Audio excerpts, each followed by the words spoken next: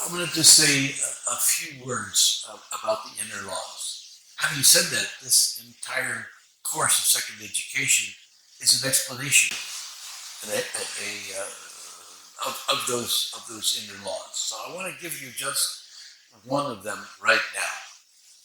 That what the mind can conceive and believe, it can achieve. You see, many of us are stuck in victim consciousness. Things happen to us, and there's another level of reality that instead of things happening to us, once we recognize that we're truly empowered, things can happen by us. We can begin to manifest whatever we believe we can manifest. There's a saying in the West, they say, thoughts held in mind manifest in kind. So once we really grasp this concept, we can begin to hold in mind the thoughts that we want to manifest. In reality, the world is as we see it. There's a classic story that's told about a man that was walking through the streets of India one day. It was a hot day and he was fatigued and he sat on the side of the street. He didn't realize that he was sitting under the wish-fulfilling tree. So whatever he thought in mind would manifest immediately. So he was sitting there in this hot day and said, wow, I really wish I had some water. I'm thirsty. But the water appeared. He was able to satisfy his thirst. After drinking the water, he thought to himself, wow, I'm really hungry. I wish I had some food to eat. Immediately, the food manifested before him. Wow, that's really great. I wish I had a nice home that I could sit in the nice coolness of the home and just enjoy it. Immediately a home appeared. Wow, I'd love to share this home with a beautiful woman. A beautiful woman appeared. And as soon as the woman appeared, he began to think to himself, there must be some demon here. What's all this? Whatever I think comes into fruition. There must be a demon here. Immediately the demon appeared before him. He was in terror and he thought, oh my God, the demon's going to eat me. And sure enough, the demon ate him. This is the nature of the mind. This is an analogy, but in reality, the truth is that the world that's around us is the product of what we believe to be true at our deepest level. That our universe is the product of our thought. Whatever we think, we become. What are your students now? At some point you thought, I want to go to the university. So you buckled down and you studied, and now you're in the university. Whatever subject it is that you're studying, at one point you had a thought, oh, this is interesting, I'd like to study that. And you'll have a thought one day, oh, this is the job, this is the career I'd like to pursue. And you will manifest that. Once you grasp this principle, this divine principle within us, the power of the mind, you will truly be able to manifest whatever it is you hold in consciousness. Several years ago, I was on staff at a church in Southern California, the Unity Church of Tustin. And they had a course there that they were offering on prosperity. It was called the 4 T's. And it was teaching people how to manifest wealth, how to create the life that they wanted to manifest. And I was curious to see it, to take the course. And one of the practices they gave us was to create a vision board, to go through magazines and get pictures of everything that we wanted to manifest in our lives. So I went through different magazines and postcards and gathered all the things that I wanted, a nice beautiful car and a beautiful home. I found this beautiful picture of a Tuscan mansion that was beyond my dreams. I said, dream as big as you can, and put it on your vision board, and make sure to look at it every day, and with the intention of manifesting that. So I practiced it, and surely enough, I began to watch my life unfold according to what I envisioned. I went from an apartment to a nice house to eventually buying a beautiful mansion in the Tuscan hills of California. And it was very much like the one I had envisioned on my vision board. Years later, when we went to sell the house, we hired a photographer to take the pictures so that we could sell it. And he went up on a hill and he took a picture of the house from a different perspective that I'd never seen it. And when I saw the picture, I was amazed because that was the picture that was on my vision board. It was the actual house that I had envisioned being shown before me. This is the power of the mind. So we have this short little way of describing the four levels of understanding. In short, it's to me, by me, through me, as me. The stages of development. Now there are more than 4 stages of development for the simplicity of talking about it. The to me stage is things happen to me. Poor me. I'm a victim. Everything that could go wrong goes wrong in my life. If I didn't have bad luck, I'd have no luck at all. This is the to me stage of development. And as we grow spiritually, the next stage is by me. And it's this transition from to me to by me that most teachers teach from. Teaching us, taking us out of this victim consciousness to an empowered state of manifesting our life the way we want it to be. Think about the first stages, Arjuna, in the Bhagavad Gita, Arjuna and Krishna. Arjuna is at the to me stage. Things are happening to me. I'm a general, and there's this war happening, and I have to fight and kill my relatives and my friends, and I don't want to fight. I'd rather just quit. So he's at the victim state. Things are happening to him. And Krishna begins in the Gita to teach him, it's your responsibility to do your dharma, to do your duty. Things begin to happen by you, by your intention. And so we manifest wealth, career, manifest our thoughts in kind. Whatever we think, that's what we manifest. So if we have negative thoughts, we manifest them in a negative way. If we have positive thoughts, they manifest them in a very positive way. The next stage in spiritual development is we call the through me stage. After time at the by me stage, we've reached a level of mastery. We recognize the power of the mind. We're fully empowered now. Now it's time to move on to the through me stage, where we recognize that it's not the ego. It's not the personal self that's the doer, but there's a higher power within me that I can call forth and draw on that's actually doing the work. And we want to become a vessel, a vehicle, an instrument for this divine power to flow through us.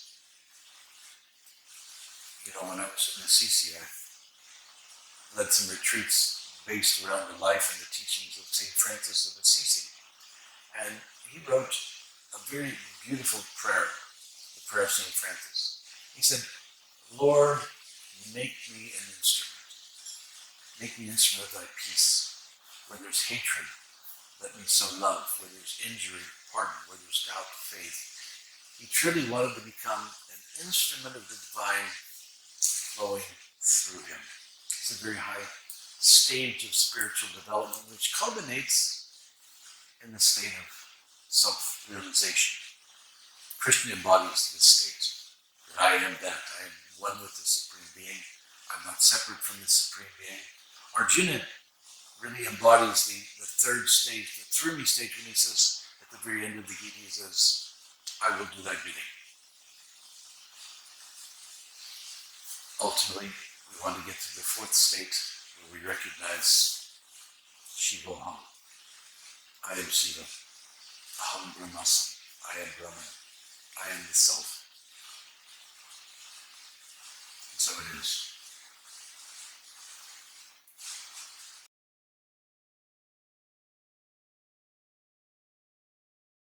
Okay, so there are some similarities between the inner laws and the outer laws. Yeah, some similarities, meaning that there are certain principles, there are certain tattvas. In a little later in the course, we'll get into the tattvas, the principles of manifestation. And so there are 36 of these stages. The tradition of Sankhya and Vedanta recognize 25 of these principles. Shaivism recognizes that there are 36 of these principles, and each of them have their own inner laws. And we'll describe those in great detail at the right time.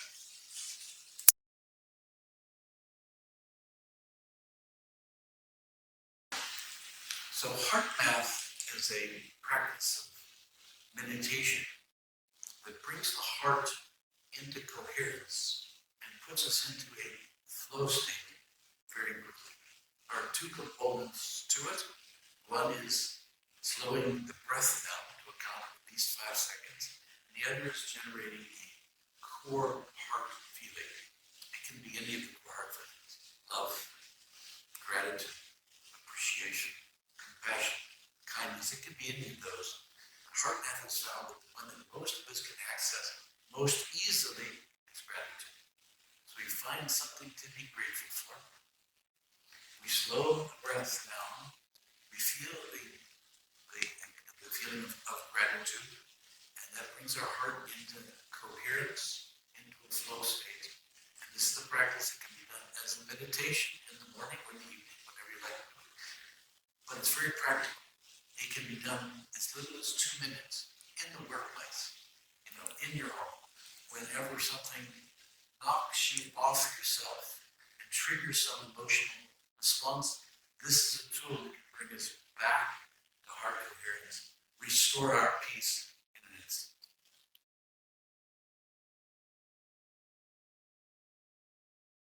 So when we use the word heart, we're not so much talking about the physical heart. Think about, we have within us 4 bodies. We have a physical body, a subtle body, meaning an energetic body. We have a causal body, and we have the light of our own consciousness. So we think of physical heart as in the body, this heart that's centered here. We also use the term anahata. Anahata means the subtle, energetic heart. Not the physical body, it's in the subtle body. It's a chakra. And it's through this energy field, which is a conglomeration of nadis, subtle channels, which prana flows. It creates the core heart feelings. We call that anahata chakra. Beyond that, we may have heard the term hridaya, or rit. So this is the deeper level of the heart, meaning the center, the core of our being. So the hridaya, the center is actually the self. So think about these 4 layers: physical body, subtle body, causal body, and sort of concentric circles. So in the very center of our being is light, is consciousness. It's the essence of who we are, the part that's eternal, that's true in all times, in all places, in all things. It's unchanging awareness. It's the self. It's the object of our meditation. The awareness of that self is the purpose of meditation. Around that self, you can think of as the causal body. And these are the principles of limitation. So the Supreme Self is omniscient, omnipotent, has unimpeded sovereignty, is universal love, is universal joy, is universal consciousness. That consciousness needs to contract in order to become an individual being. And so we have something called the 5 conchutas, which are the contraction of the universal powers of universal consciousness. And then the causal body, which we enter into when we're in deep sleep, is the means, is the vehicle for universal consciousness to contract. So it goes through these primal contractions to become an individual being. That is surrounded by what we call the subtle body, the mind, the ego, the intellect, the manas, the thinking mind, the yanendriyas, the senses, the organs of action, and those ultimately are surrounded by the physical body. So think of it as a movement outward concentric. From the most subtle core, Rida, gradually it extends outward, becomes the Rida, the Anahata chakra, becomes the physical body like that. So these are like concentric circles. So within all of us is this awareness, is this inner consciousness. Physical heart, subtle heart, causal heart, essence of our being, the self. Rida.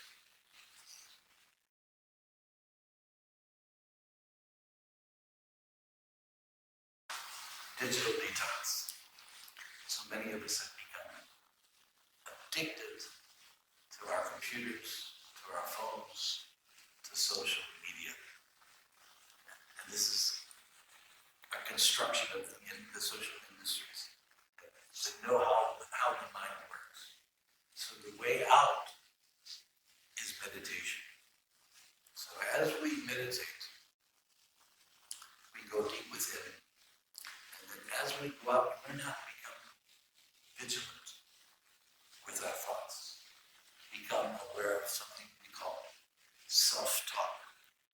Right? So it's the mind, the inner workings that keeps spinning on stories and stories and stories. And so we become aware of the workings of the mind. And we learn how to somehow detach ourselves from our thoughts. Most of us identify with our thoughts. We have a thought, we think, oh, that must be true. As we meditate, we're able to watch our thoughts, to witness them, as if they were an object. I often use the analogy of clouds in the sky.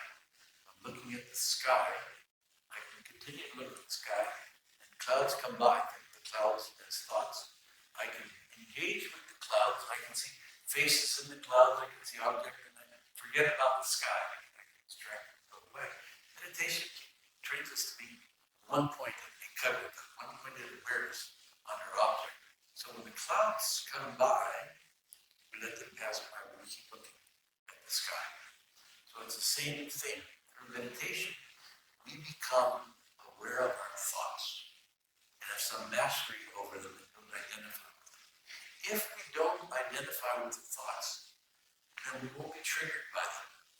If we have, let's say, a particular thought and we get triggered, if our reaction is out of proportion to what happened, we know that is a samskara. That's an old pattern, it's an old way of thinking that has been tweaked.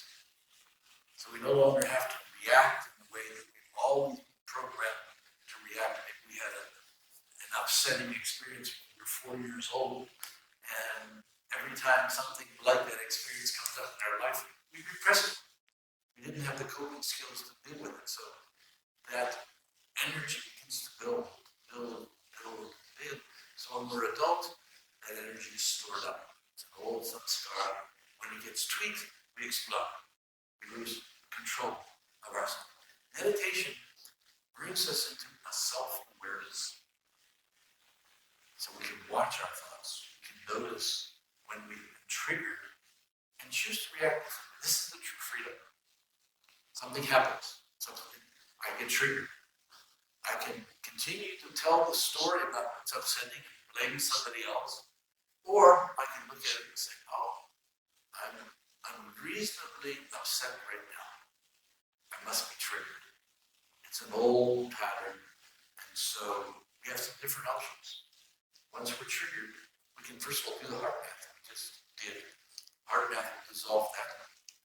Or, as an alternative, we can sit with the triggered energy and watch it as pure energy. If you really look at something that upsets us, we close our eyes and we look at it. So I'm angry.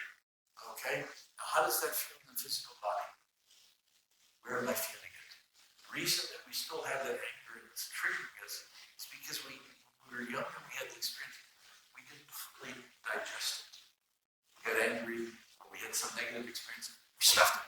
Put it down here. I'm not allowed to be angry. I'll just stuff it down here. But it didn't go away. It got stored cellularly, or it's some scar in our subtle body somewhere. And we've developed this pattern, this habit of stuffing anything related to that, so it's stored there. So as an adult, as a yogi, we get triggered, we sit and we actually look at it. Okay, how do I feel this anger right now? We stay with the feeling until it's completely digested. There's a practice that I teach, maybe I'll share with you now. It's that when we get triggered, we look at where am I feeling the energy most profoundly. I look at my different chakras. I, for example, look at my Manipura, my navel chakra. I look at the heart, the throat. I look at the head and feel where's the most energy. Where am I stuck? Where am I blocked? Where do I feel the pain? I begin to question it. And even identify, oh, I feel this knot in my stomach. Oh, my heart feels like it's contracted. Oh, I can hardly breathe. I can't speak. My mind is spinning. I'm having thoughts. And if we really stay and look at the experiences, by the way, it can be helpful to do with someone. Somebody's really upset, they'll come to me and say, "Sean, you process me." I'll say, "Okay, what are you feeling? What's the most intense feeling in your body right now? Look at it, feel it, digest it." And what you'll find is if you really look at the energetic experience of something, it begins to move. Maybe you're contracted in the abdomen, the energy moves to the heart. You look at it and you describe it, oh, it feels like a big weight on my body and my heart's beating and I'm hot. And if you really describe what's happening, the energy will begin to move into different chakras, into different places in the subtle body. And if you look at it and stay with it, poof, at some point it will be gone. It will have transformed that blocked energy into pure chakra. You'll have a lot more energy, you'll be alive, that block will be removed. So it can be done in the moment that you're triggered. That's the most effective way of doing it. But it also can be done later. So one of the practices that we'll do here at some point is recall some experience that still bothers us. Just thinking about it makes us upset. And we can do this process together and release. Sometimes it's just releasing one layer of that blocked energy. Sometimes we can go right to the heart of it and become free from we become healed from it permanently through this practice.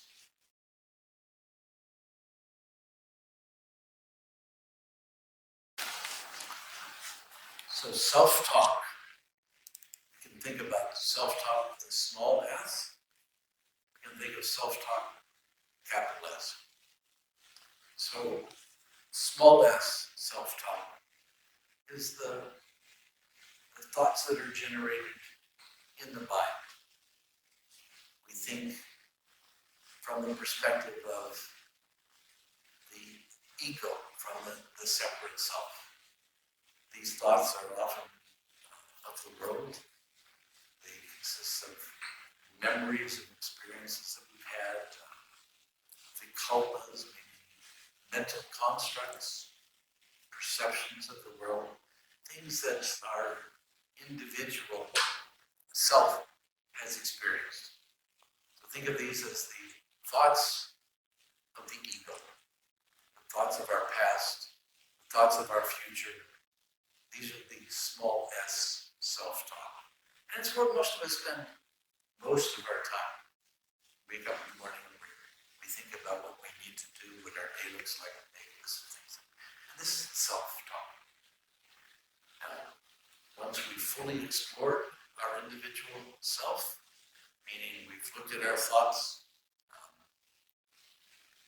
we can go to a different level of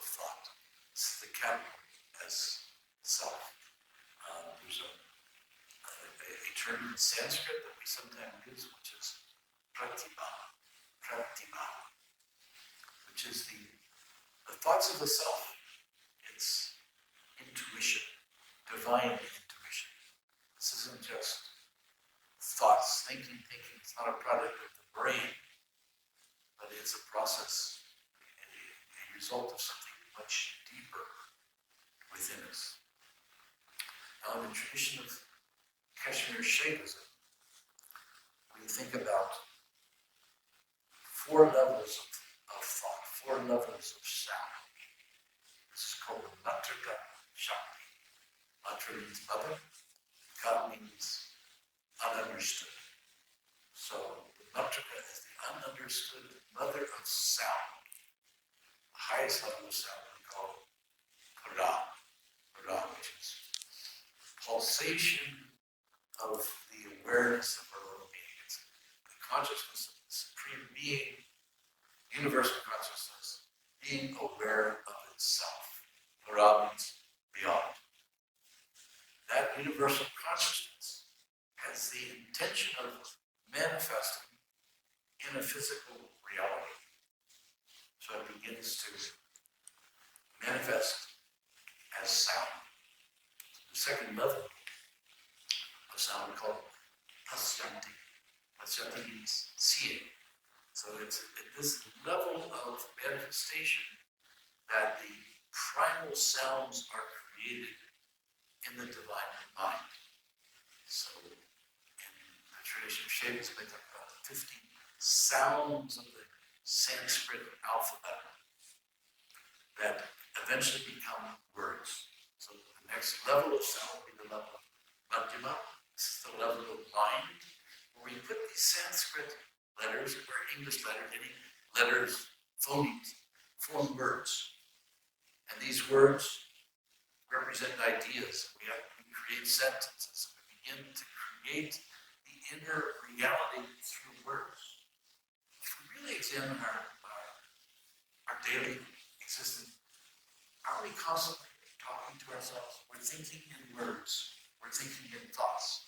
And as we think, the next level of manifestation is spoken word. Well, it's like we actually go through all these 4 levels of sound every time we speak.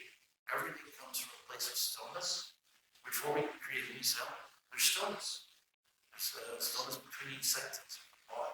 So from universal consciousness, there's a gradual contraction to the power of sound, pure sound, to the level of the mind. So once we get to the level of the subtle body and the mind, this is what we call self-talk with a small s. So the individual soul, the jiva, or even the ego, the ahamkara of the individual soul, creates thoughts of the future, memories of the past. This is self-talk. This is where we spend most of our time. And actually, if you observe yourself, don't we have a lot of repetition of the same thoughts? Think the same thought every day, right? Through meditation, we can get in touch with the 2 higher levels of thought, which is beyond the cult, beyond the mental construct. We can get to the level of the self and receive pure inspiration. Have you ever received what I call the download, where you're contemplating some issue, you're thinking about some problem, or you've begun a creative venture, and suddenly, out of nowhere, comes a complete download, it's not a thought, it's a complete idea. And then we struggle to write it down, we remember it, so we may have an idea. For me, sometimes I get an idea for a talk. Be contemplating, thinking about what I want to talk about next week. And out of nowhere, either when I'm walking, or when I'm meditating, or just also the talk appears, fully and complete, and then I have to sit down and write down what revealed itself to me in that moment. So this is the capital S self. We all have moments like that, where we receive messages from the beyond. As we meditate, they become more profound. They happen more often. We get in touch with inspiration and choose to become the vehicle for that information. St. Francis said, Lord, make me an instrument. Lord, speak through me. There's a higher power that can flow through me, and I want to be a channel for that. So small as self comes from the level of mind and occurs in the subtle body, and mostly has to do with protecting this body, this mind, this value system, this belief system. Set that aside, connect to the higher self. It's only this small s self, this ego, that can get triggered. Whenever we get triggered, whenever I get triggered in the past, I will simply recognize it. Oh, I'm having an ego attack. It's not really me. I have the ability now through meditation to see the cruelty of the ego. You know, the ego has its own belief system. If I listen to it, I will act in an unkind way. So when I get triggered or if I get angry, I look at it and oh, that's my ego. You know, and the ego is very vain. So when I catch the ego gets embarrassed and runs away. It needs to be alone for a while. Then I can listen to the voice of the self. By the way, we're going to be having a talk in this course on understanding the difference between the voice of the self, small self, and the capital S self. My dear friend, Brendan Rishi, can do a whole hour-long talk